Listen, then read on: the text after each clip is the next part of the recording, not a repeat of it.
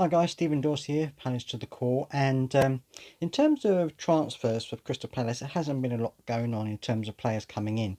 So I haven't really been posting much because there isn't really much to talk about. But there are a couple of things which I wanted to touch on briefly.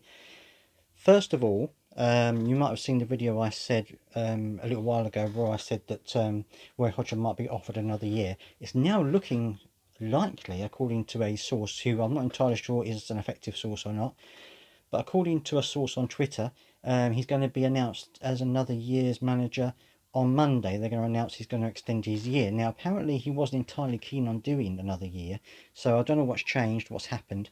My concern is why haven't we, if this is true, why have we not managed to get the manager that we wanted for the second time in a row? I mean, we got Patrick Vieira after a lot of other managers came and went in terms of interest.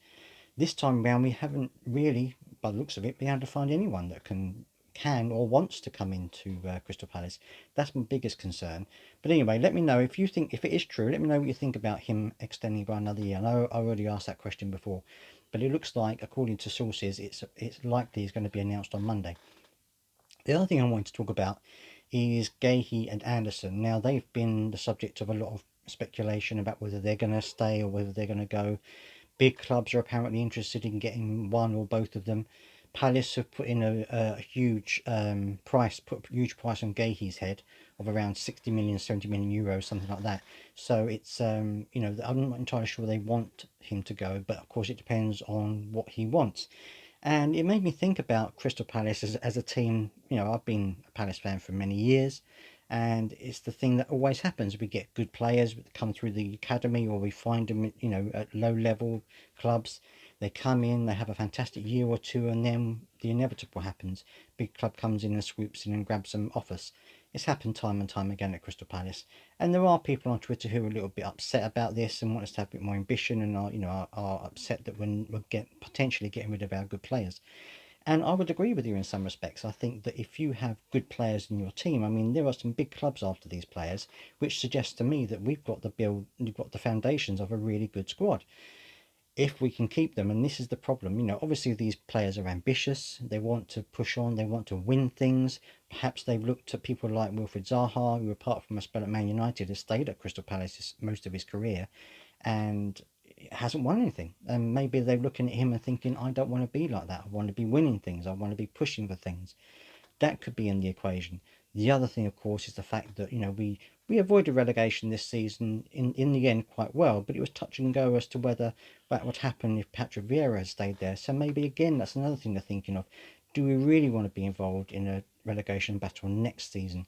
Do we want to be a mid-table player? Do we not want to be aiming higher?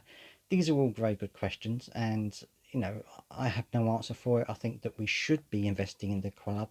We should be getting better players in. But of course, if the club don't have that kind of money or they don't have the financial backing to do that, then that's going to be a big issue. But I'd love to hear your thoughts on this, about whether you think that we should try and keep hold of these good players and build on it, or whether you think actually if we can get 70 million for Guehi, we can then buy two or three other players that are going to be great and build the squad that way.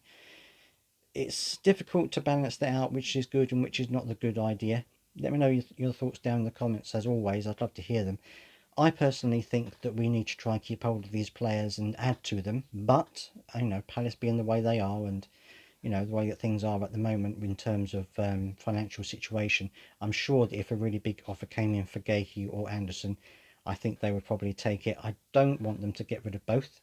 I think one or the other perhaps, but not both. I think if we lose both of them, we're going to be in trouble, because even if we bring in players that can replace them, they've been such a formidable and such an effective duo in the middle that if we lose both of them this summer, that I think would be a catastrophe. Hopefully we're not going to do that. Hopefully we're going to be, even if we lose one, we'll still have a solid back four. And that would be fantastic to see. So those are the two things I wanted to talk about, really, about these things that are going on in the press at the moment. I don't know if the Roy rumor is true, but I've mentioned it anyway. Let me know your thoughts down in the comments as always, and of course, if you haven't yet subscribed, please do subscribe for daily Crystal Palace news when things happen anyway. Let me know down in the comments, and I'll see you later.